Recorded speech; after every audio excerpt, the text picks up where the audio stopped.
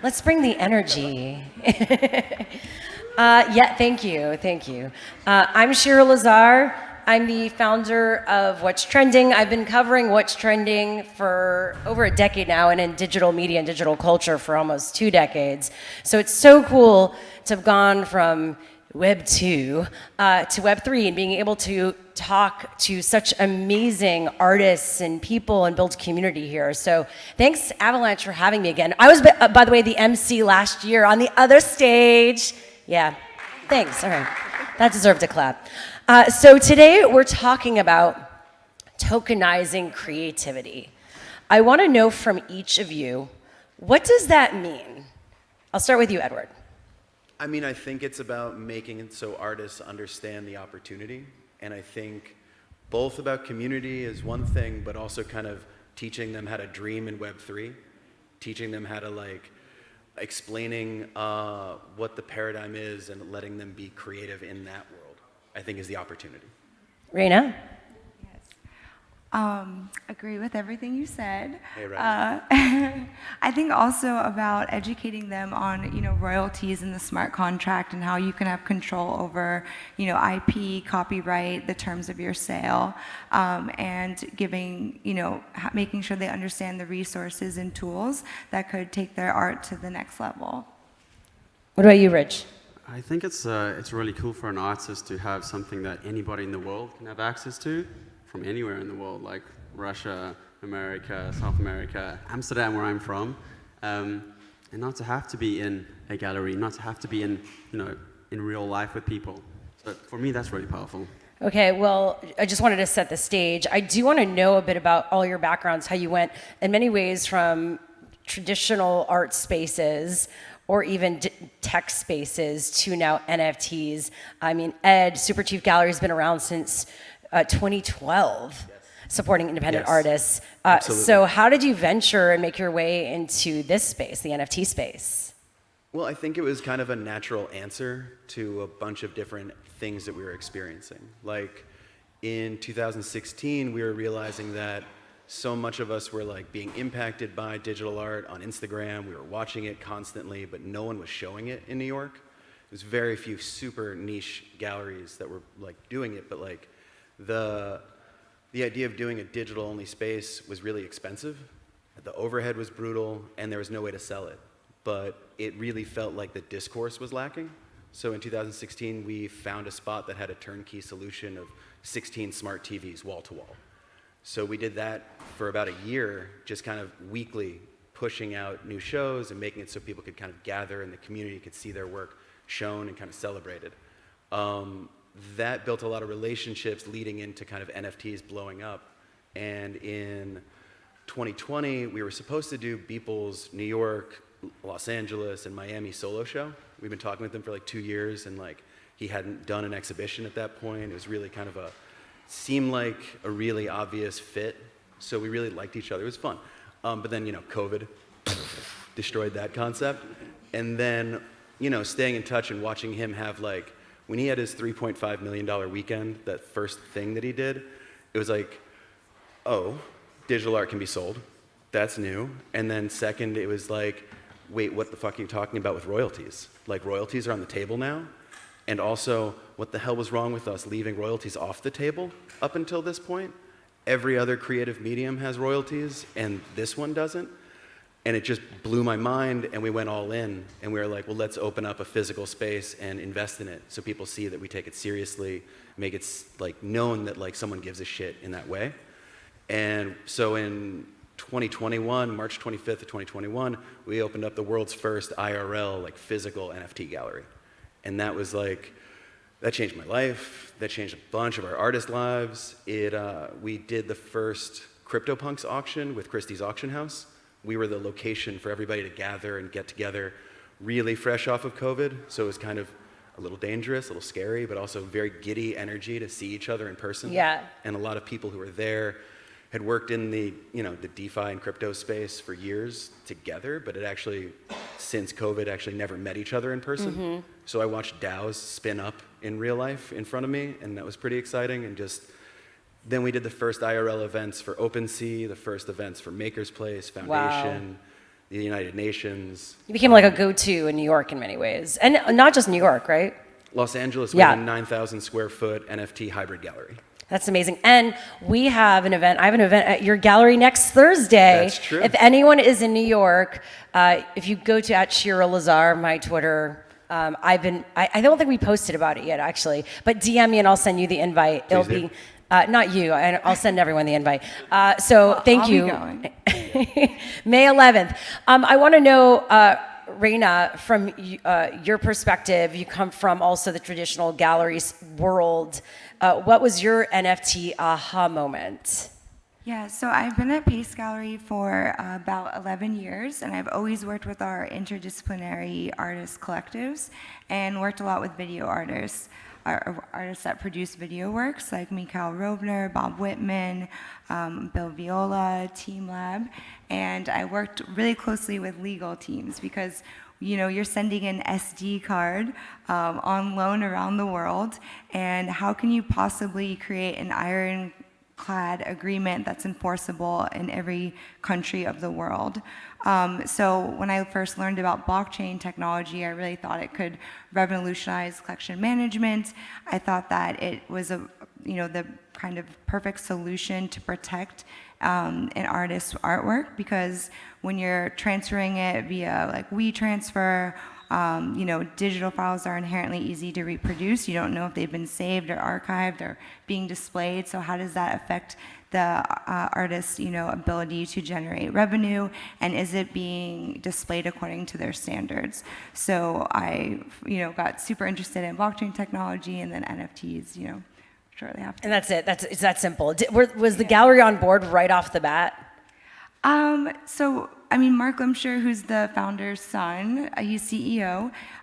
He's done a lot of like art and technology experiences. We did this ticketed show of Team Lab in Palo Alto. So he's super, now we have a Web3 hub called Pace Verso. So he was super excited about how we could start utilizing this technology for with our artists, and super into the metaverse.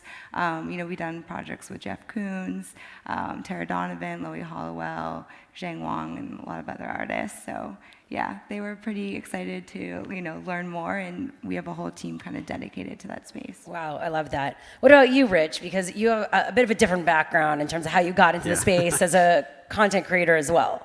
I mean, I feel underdressed and also really crazily, I don't know what the word is, but unhigh profile. You guys are name dropping like crazy here, and I'm just like, whoa, this is big stuff here.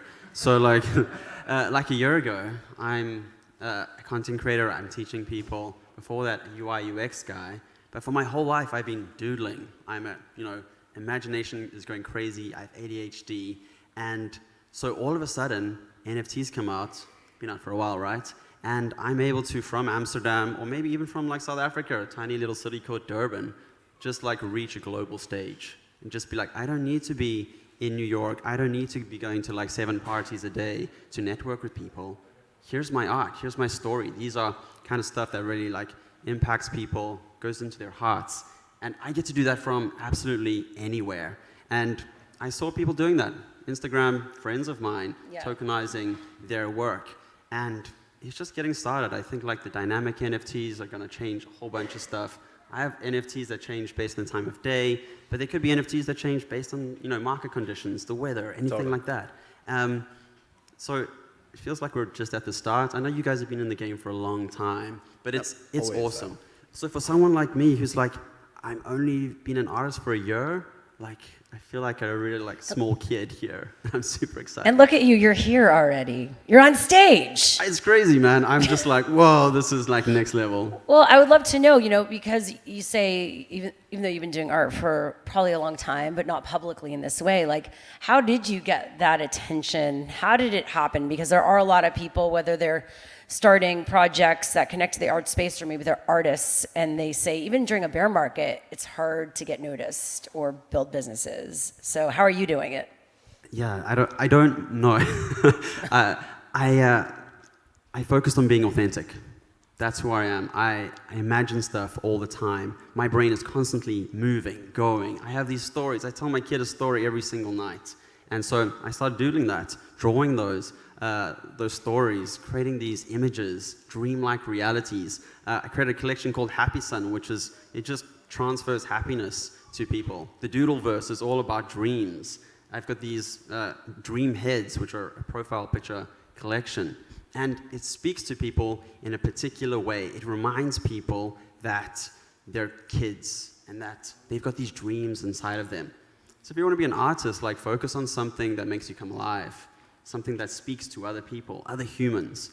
Sometimes it could be really emotional. Sometimes it's political, something that you're really moved by. Yeah. You know, I love that, and of course, I would love art for art's sake, but I feel like with Web3, there's so many other layers to what you need to do. An artist becomes a business person, right, and an entrepreneur. I guess from both of your angles, like, where do you see all this including during this market? Has things changed? Has it become harder, and how do people get out there and continue to push this forward, Ed? I mean, yeah, of course it's harder. I mean, it's the bear market. People are being really picky about what they're going to be investing in or collecting or how they're spending, because decisions have to be really smart right now. And I think that's just the energy in the room. I really liked what he said, where it's about, remaining authentic, and then depending on how you want to connect with the community. Like, I think it's really interesting that PFPs exist as a way for people to enter the space. And that's the only real door there is. Like, you do that, that's how you show you're part of a community. So whatever level that PFP is now transitioning into fine art, I think there is going to be that opportunity for community building where artists create their own PFPs without the stigma of it being a pump and dump. I think that communities are going to start, micro niche communities are going to start forming around artists. I think that developing the fan club model of low price point adoption for community-based building is going to be the next wave that rolls out. And I think it's going to enable legitimate one-to-one relationships, because we keep talking about it, but you can't email a wallet address. And you kind of, all right, not like to shill this person's thing, but I met somebody yesterday who told me they can. So, like, that's cool, and we'll see if that works out. But the concept is, it's not there yet, This is like the first time I heard about it, so there's been that fundamental break in the market. And in all honesty, like, marketplaces are also blowing it because they make you leave the marketplace in order to communicate between the buyer and the seller. And why would that happen? Why do you leave the website? So, all right, we're making a marketplace. So, is this alpha? Yeah, right. Is this breaking news? Is this public? Yeah. It's like a little bit, public. Okay. Right. Tell us more. Well, we're going to do stuff on Avalanche. We really want to do stuff on Avalanche. We yes, like the team a lot at Avalanche. And we're going to do stuff on Avalanche. So, like, as people want to do low price point adoption, it's nice not to have a gas war. If it's able to be purchased through MetaMask, then what's the real leap to make it possible? If, as it gets easier to do fiat on-ramping, but still into the ecosystem, which it really is right now, cool, then we can do all of these IRL events as ways to kind of onboard at lowest price point for community building based off of these events that we're doing constantly. So, that's alpha. I think, yes, I appreciate that. That's so cool. And I mean, we had the other question, but you kind of segged into my next question, which was how broken marketplaces are, and like the tension between, artists and the royalties situation, and how these platforms say they're for artists and creativity, and this is this like revolution around art, but yet, like, are you really doing that? How can we make this space better, that it's a win-win for everyone, Raina? I gotta quickly credit the example. I gotta quickly give credit to, like, the marketplaces that do exist. Like, they have enabled this whole fucking revolution. They are pushing. And it's not easy. Let's be clear. You can't please everyone. You can't run something that scales infinitely immediately with new tech. Totally. So things break. And also people are building it. So it's like, I gotta give credit to the things that actually have like existed and worked with us for the last 2 years, and want to continue working with them even as we do our own shit. But it's like, before we talk about every way that it's broken and they're what, let's do it. But like, I just wanted to say they don't suck. You know, like they've been doing it. Yeah. No, I appreciate that. Optimism. No, and it's true. It's obviously there and it started this. Yeah. But then there's so many obvious things that are broken that I feel like probably could take a month of hacking it. Like the fiat, like using credit cards, you know, making the minting more accessible. And then also not kind of, you have the scale model, obviously, and you'll have the people that have the degen projects. But then if you're gonna have an incubator program for artists or projects, like have some creatives in there, not just techies, right, and degen folks. I think there's like a bit of a gap right now that's happening, because then you know, I'm launching a project next week called the JOMO effect, the Joy of Missing Out effect for Mental Health Awareness Month. And your approach to a project like that, where primary sales are going to charities and we have 40 artists that created unique pieces, is a different approach than a PFP project. And I think we need to look at everything depending on the circumstance of the project, and we can't just put everything in the same box. And so there are nuances to how you release something, to the intention behind it, the why. You obviously, there's this pressure to have a sellout, right? Because that's the success of the project. But how do you get to the result while also not making yourself crazy in the process?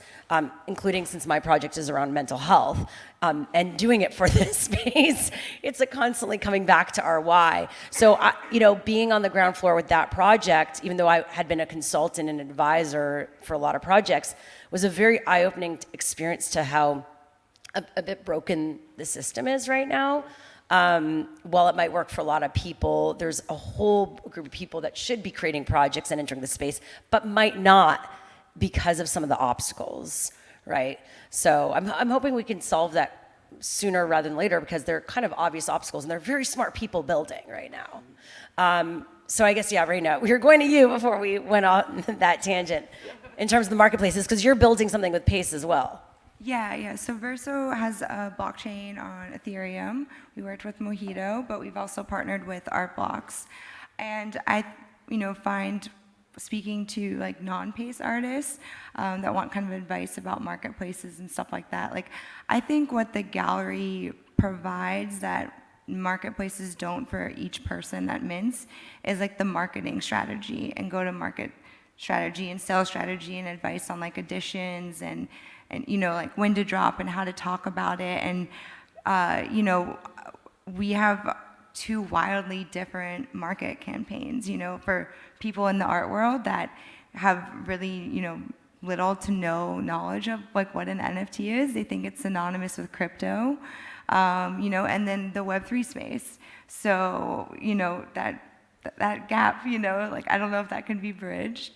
So I think marketplaces maybe, could learn a little bit from like galleries, like the ecosystems that they're trying to circumvent, and the sense of like what support and resources we provide that, they could also, I think, support the artists in that way too. It's not just tech. Like, I'm like, great, I could use a brain too in a conversation, well, it's right? Such a different skill set. It's just such a different skill set. Totally, but we should be working together as creatives and technologists. Well, in the relationships and the point people, for sure. Totally. Yeah, bigger teams. Which would need more money, I guess, but yeah. Or maybe not. Oh. Well, I mean, I think it's like, it's hard for them, I imagine, trying to serve the entire market.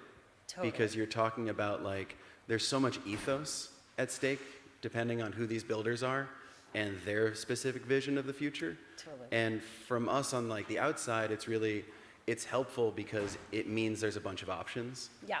The trouble is that there's not a lot of like real conversation about the pros and cons of working with each. I think the people that know it, and it's only by experiencing it you find out where their strengths are and where there aren't. But like, that would be really helpful, I think, for artists in general to understand like this platform's really good with this type of art collectors. Yeah. Like this community is really into this and they live here.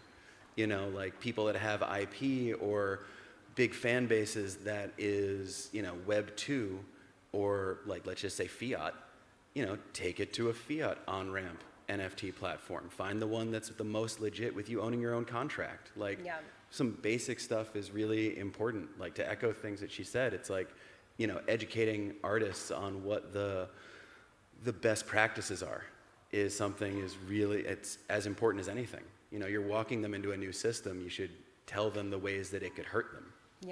Yeah. Rich, what about you as an artist? Like, where do you decide to put your art, and how are you feeling about the marketplaces and what you want to see moving forward? So you guys have raised some like really good questions, some observations about collectors and the different kinds of collectors.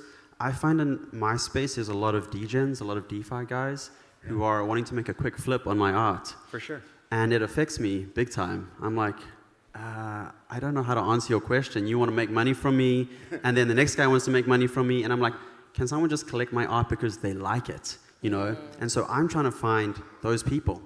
I'm trying to hang out with those people. I have a question. Yeah? Do you feel like there's an opportunity there for you to work with them and find like, ways to elevate your opportunities and your global value by activating that degen culture? Because that's the community building structure that I think is kind of the most important for the next wave. I think it's not trying to convert somebody who enjoys a casino. People fucking love casinos. Like people love casinos. Like no shade at casinos, but like it's if that's the market that has also chosen your aesthetic and your value system to whatever degree that they've chosen to enable that value system through funds, even if it's flipping investment, why not see if there are ways to further activate that community and create a bit of a, like a game or something that they're incentivized to like. Well, I think that's the move, because they want this, everybody wants the same thing. So if you can counterbalance a true core community that's actually in it for the artist and like is a true believer, and you counterbalance that with flippers and investment culture, and you use that in a Kickstarter model, then you're allowed to elevate the artist to another level that's legitimate, because that's not going to rug pull, that's a human, Yeah, I look at it as like the future marketing model of this as a square, okay? You have the artists, the creative, you have the technologists, Sure. right? Because you need developers in this space. You have the marketers, which kind of fit in both those sides, right? Mm-hmm. But then you have the degen. I think every team needs a degen, right? Like almost like a hacker, someone to hack the system that understands. It's playing a different game on the same board. If you can have them play a different game on the same board, then so much of this industry is about that froth, that it's like activity on a network. So if you've got two games happening on the same board, you've just got a lot of interplay. Yeah. So I think at least that's a new enough paradigm that it's worth putting some real thought into. Yeah, instead of putting everyone in different places and siloing everyone and saying, well, you're not good at this, let's all work together. Well, and trying to always be selling is kind of a drag when you can be showing that it's like it's going towards something. This is like enough of a roadmap that is legitimate. Yeah, and for some artworks at the gallery, like on the invoice it says like you can't flip it for 2 to 5 years, or there's certain terms. And actually, like Nara has like on his purchase agreement that you're buying it for the love of art. If that's like in a contract. Oh, I love that. If I said that to some of my collectors, they'd be like, I can't even like see like next week. Like that's like too long into the future. Like I know it's like a different time like period. As we wrap up, since this is really quick, we're getting this blaring red light thing. Where can people find more about what you're doing? Anything else you want to share, or tell people to check out, or that you've going on the next few weeks or year or whatever? So yeah, I just got accepted into the Avalanche program. So yeah, I've got like a collection coming out. It's going to be epic. I get to spend a lot of time doing that, work with a mentor, which I'm super excited for. Find me at TapTapKaboom everywhere. Yeah, follow me on Instagram, Lorena, and Twitter, Lorena Marie. I just did a sixth floor show that had a metaverse component, so I'm looking forward to doing that in the future in New York, and hopefully something with Locker Room during Art Basel Miami, and a Women Web3 event in collaboration with Art World, also in Miami, Basel. Amazing.